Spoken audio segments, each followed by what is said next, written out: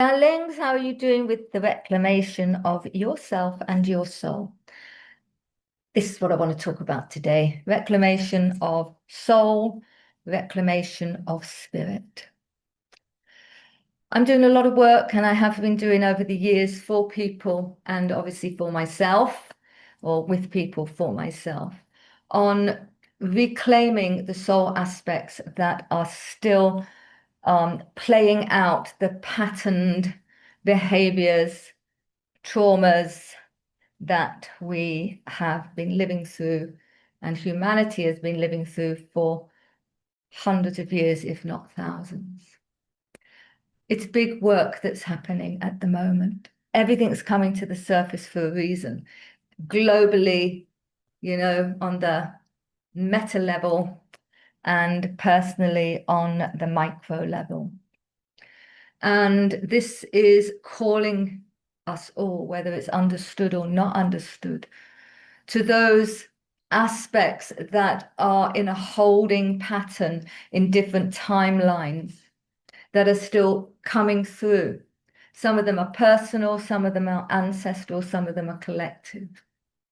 And I want to talk about two kinds of aspects and reclamation. There's the reclamation of those aspects that are in those holding patterns that are not being reclaimed and returned to oversoul. What shamans call, I guess they call it a soul retrieval. But it's beyond this, okay? Because once it's returned, these aspects are returned to the oversoul. They are dissolved, transformed, transmuted. They're back home. They're back home. And in that oversoul home, in the spirit of who you are, you cannot do anything except join the frequency of your original blueprint. Okay. Now, I'm just I've made some notes on this today because I really wanted to talk about other aspects really in terms of the reclamation of the self. I wrote a book recently. I published it. You may know, you may not. Ghosts Embodied, about the soul's returns of frequency, feeling, and authenticity. And the ghosts embodied are not ghosts out there. They're the ghosts that you are. They're the ghosts. They're those unreclaimed, unabsorbed, returned aspects of the soul that are still running the show. And most of those are triggered through trauma. And this is where we've been in the healing world, the energy world, whatever, is the healing of trauma. And yeah, let's do that. The whole world is traumatized. It's time to stop playing out those patterns of trauma and to release those holding patterns, okay, and return to aspects of ourselves that are the greater aspects of ourselves that are not encouraged to be expressed in general, and they are buried in the shadows. And those are your gifts. So it's time also to reclaim your gifts, your knowledge, your experiences of when you have overcome things, right? It's time to reclaim the warrior, the disruptor. It's time to reclaim the adept, the wisdom keeper, the sharer of wisdom, the bridger of physical, spiritual knowledge. It's time to reclaim the mystics, that you are. It's time to reclaim all of those other holding patterns that have been held there also because they're wanting to be embodied here and now, not to return to oversoul because we are all part of that. These are not the traumatized parts of yourself. These are the parts of yourself that you've forgotten, the creator, the artist, the passionate person that you actually, and soul that you actually are. And so I wanted to remind you of this because we, and myself included, so I'm saying we, are often claiming the wounded healer instead of the high priestess who just shifts that, or the miracle worker. right? We are often reclaiming the persecuted, the victim, instead of reclaiming the warrior and the victor.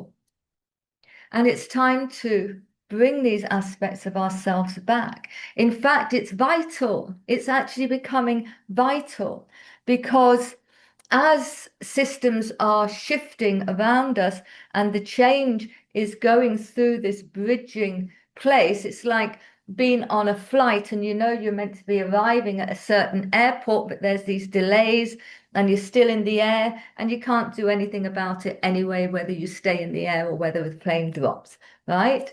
But we can do something about this, can't we? We can reclaim those parts of us, those aspects that are in this holding pattern that are calling now to be heard, to be seen, to be owned, and to be embodied. Okay? You've come here with purpose, and I'm going to do something else about purpose later in another talk. It doesn't matter whether you're working in a supermarket, a restaurant, whether you're a corporate leader, a lawyer, a yoga teacher, it actually doesn't matter. So many people think they have to become energy healers and energy workers or whatever in order to be doing their purpose, because they have this knowledge or they have this ability. The fact is that whatever frequency you are, who you are, seeds the field, seeds the collective consciousness with more possibility of higher frequency. You could be walking past someone or standing past next to someone in the supermarket, and without even knowing it, you are affecting their frequency. I wish I could remember her name. Beautiful New Zealand lady who does stuff she took Masaru Emoto's work further with the water. And they did tests, research on things like free-range eggs being put next to battery farm eggs. One free-range egg was shown when it sits with the battery farmed egg to raise the frequency of the battery farmed eggs. Okay? If you're standing next to someone in the office who is not of particular spiritual awareness or development, doesn't matter. You are opening the door, you are seeding the field, their field, with the possibility that there may be something else out there for them. If you're standing next to someone, you may not know it, or you may, if you're an empath, feel their depression or whatever. If you're doing that, you could well be raising them and giving them hope in a way that you can't even recognize, and neither do you need to. So it's time. It's time to reclaim the alchemist. It's time to reclaim the mystic. It is time to reclaim the disruptor. All right? And to empower yourself, not in the victim role, but rather as the hero on the hero's journey, who's actually a warrior, who's courageous in the face of fear and disruption and chaos that's going on, negative disruption, that is.